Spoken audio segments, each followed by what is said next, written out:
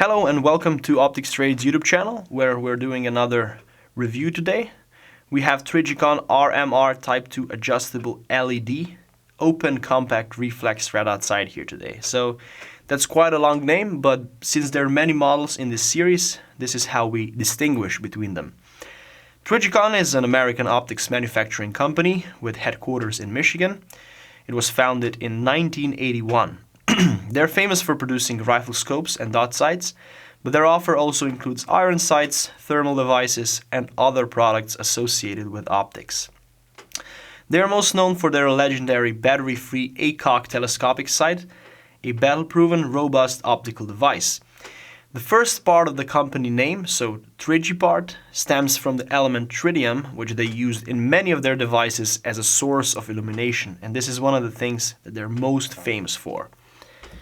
Let's open the box and take a look at the device. So here it is. This is Trijicon RMR. It stands for Ruggedized Miniature Reflex. It is meant to be used on pistols, rifles, some other small arms. And the RMR Type 2 comes with redesigned and upgraded electronics for use on slide-right pistols and other small arms. There are many different models available which differ in illumination technology, dot size, and finish, and I want to quickly go through that. If we start with the illumination technology, we have the standard RMR Type 2 LED, then we have Type 2 LED adjustable, this is the example here, and dual illuminated. Type 2 LED has automatic illumination mode only, meaning that the sensor detects the ambient lighting conditions and adjusts the intensity of the dot accordingly. The adjustable model, so this one here, has both automatic and manual illumination modes. In manual mode, the user can choose from 8 brightness settings, 2 of which are night vision compatible. And automatic mode basically works the same as on Type 2 LED. The dual illuminated model is not powered by a battery, but by fiber optics and tritium instead. Each of these models also come in various dot sizes for different purposes, and each is available in several colors, and this is why there are many models in the series.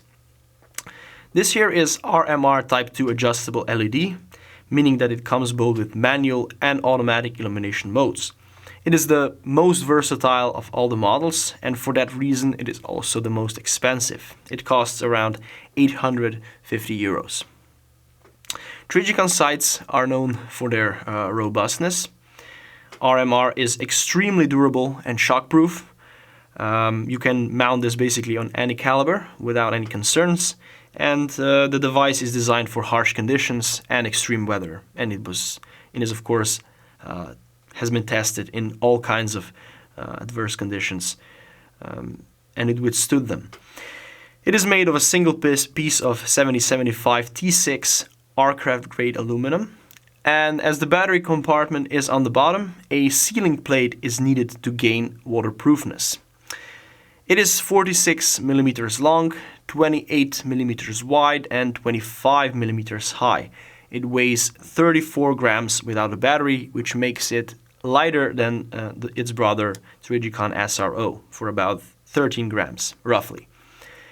There are 2 holes here, one on each side, and these are basically drain holes. So if you get caught in the rain, the water won't accumulate in between the diode and the lens. It will pour right off and you will still see the reticle, which is a great addition for this model. The adjustable LED models are available in 3 dot sizes: 1 MOA, 3¼ and 6½ MOA. I will go quickly through them and explain what they're suitable for. So the sight with 1 MOA, this is a very fine dot. It is designed for accurate shots at greater distances, and I would say it's suitable for rifles and carbines. Maybe some long-range pistol, but I wouldn't go personally for a 1 MOA dot on a pistol, as it is just too small and the target acquisition won't be as quick as it could be with bigger dot sizes. Then we move on to the 3¼ This is a standard dot size, so a golden mean. It is the most versatile model.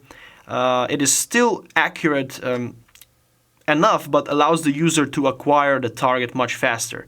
And for this reason, it is great for rifles and more suitable for pistols than the 1 MOA model. If we go to the last one, so 6.5 MOA, it features the biggest dot, of course. I would say is the best choice for pistols. It is great for shooting at targets close by. Not as accurate as models mentioned before, but allows for extremely fast target acquisition, and that is exactly what you need when you're shooting a pistol. Now, if we look at this particular device here, you can see that it features a 6.5 MOA dot. Okay, so Trijicon claims that the battery lasts up to 4 years at the mid-illumination setting on manual. Extreme temperatures, however, have a big impact on the battery life, and you have to keep that in mind. So if you're using it in extreme temperatures, the battery will deplete much faster. In the manual mode, there are 8 illumination intensity settings altogether, but you can also activate the automatic mode where the intensity is regulated according to the ambient lighting. And I think that this is what you will be comfortable with most of the time while you're shooting. So you will mostly use, at least practice shows that shooters mostly use automatic setting, and this is why the Type 2 LED without adjustable is very, very popular. You only need manual setting in certain situations, such as when you're shooting from extremely dark to somewhere where it's extremely bright, or vice versa, where the sensor will actually take the ambient lighting and not the lighting of where you are shooting, if you understand me. So manual settings are great in some conditions. At the highest manual setting, the dot is extremely bright and can be effectively used even in very strong daylight. The lowest two settings are night vision compatible, so you can pair it with a night vision device as well. If you leave the dot in manual mode, it will turn to automatic mode after 16 hours and a half to preserve battery life. If we compare this one to the SRO, so SRO has a much bigger window, and thus SRO is not really suitable for a concealed carry. But this one can be used, even though I don't really understand what is the purpose of this lifted edges here. It adds to the material, and the frame is really thick, so it takes away some field of view. But still, the dot is compact enough to be used as a concealed carry. It takes a while to master the illumination system, because it's quite tricky at start. So RMR adjustable features an automatic mode, a manual mode where the user can switch between 8 levels of intensity, and a button lockout mode where you're on automatic and can switch to manual. Its brother SRO also has a manual brightness lock-in mode where you can lock the button on a chosen intensity level. RMR adjustable doesn't have that. So the instructions on how to turn on each of these models are in the manual here. I'll show it to you later. But I have to say that the automatic mode, as I mentioned before, is great for nearly all occasions, and manual mode for certain occasions. I like the fact that a lock-in automatic mode is offered. So if you're not in the lock-in mode, you can quickly go from automatic to manual by accidentally pressing one of the buttons. With the lock-in mode, that won't happen. The battery compartment is on the bottom, so with the SRO they put it on the top, which is much better. Having it on the bottom is a little bit inconvenient when you have to replace the battery. So you have to remove the sight from the firearm, and then you'll have to re-zero it when you put it back on. Not to mention that you have to remove the sealing plate and so on if you want to have it, want to maintain waterproofness and then put it back on. Optically, so it operates at 1x magnification. I will show the illumination intensity levels at the end of this review. I can now just put it inside so that you can perhaps see the dot. Yeah, but I will show it at the end of this video. It operates at 1x magnification. You can use it with both eyes open without problems. The definition of the dot is very clear. There is no star effect, at least not for me. For people who have astigmatism or problems perceiving the red color, they might see the dot differently. The lens is clear, but quite some blue tint can be observed, especially when the sign is aimed towards a white background. Now, the blue tint is mostly limited to the upper corner, and there is not that much of it in the bottom corners. Okay, so if we look at the bottom again, we can see that it uses the same footprint as the SRO. So Trijicon uses the same footprint on sorry, both RMR and SRO. Some other manufacturers also use this footprint. It can be found on Holosun 407C, 507C and 508T, for example. The footprint consists of 2 holes for screws at the back and 2 pins for the notches on the adapter in the front. The dot is pistol ready, meaning that it fits directly on the mounting surface of many popular red dot ready pistols on the market. You can zero this sight with the help of elevation and windage screws. One click, you can see here, it equals 1 MOA, that is around 1.5 centimeters at 50 meters, and the screws produce clicks when rotated. No additional tools such as a scale are needed for zeroing, but the tool that you could use for screw rotation is not provided in the box, as with many competitors. So you'll have to find a suitable screwdriver or a similar tool to make the rotations. Now I'll just show it to you.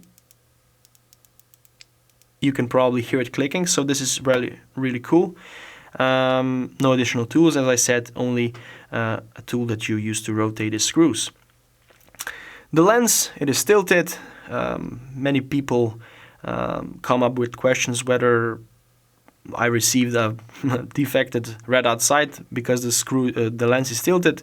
We mostly get that with tube dot sights where it's not as natural as here. So, well, having a tilted lens is the only way that the beam projected by the LED can reflect to the user's eye, regardless of its position in front of the lens. So, without a tilted lens, the sight will not work properly. This is how it should be.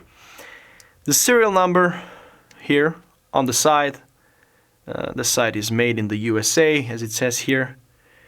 And the price, as I said, is around 860 euros for the adjustable model. One of the most expensive open reflex red dot sights on the market, but it is also one of the most durable and heavily tested red dot sights. So the durability here comes at a price, but you won't be disappointed. As regards warranty, there is lifetime warranty on the material and a 5-year warranty on the electronics. Let's go through the scope of the delivery. So you get the sight in a nicely padded box. It comes like this, and everything else is hidden under this layer of foam here. So let me just take everything out.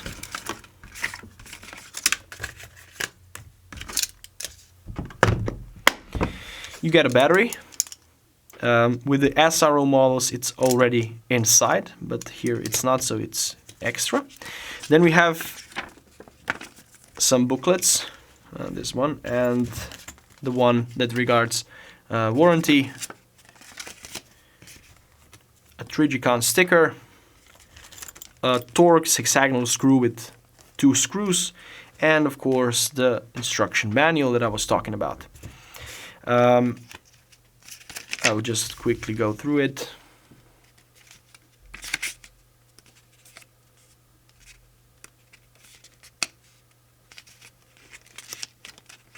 So in this instruction manual you can learn how to use the illumination system, how to turn it on in automatic mode, how to move to manual mode, how to go into button lockout mode and things like that.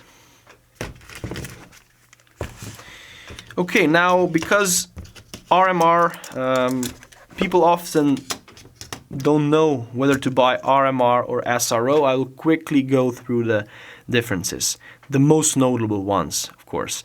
So RMR weighs slightly less than SRO. This one is around 34 grams without battery. SRO is around 47 grams, so we have around the 14 grams of difference. Then SRO is slightly more expensive. SRO also has a slightly bigger window. It will provide you with more vision, wider field of view, less obstructions around. You will also be on target faster because you'll see the dot quicker. But it is not as suitable for concealed carry as the RMR, because RMR is smaller. RMR has a battery compartment on the bottom, so this is done better with the SRO.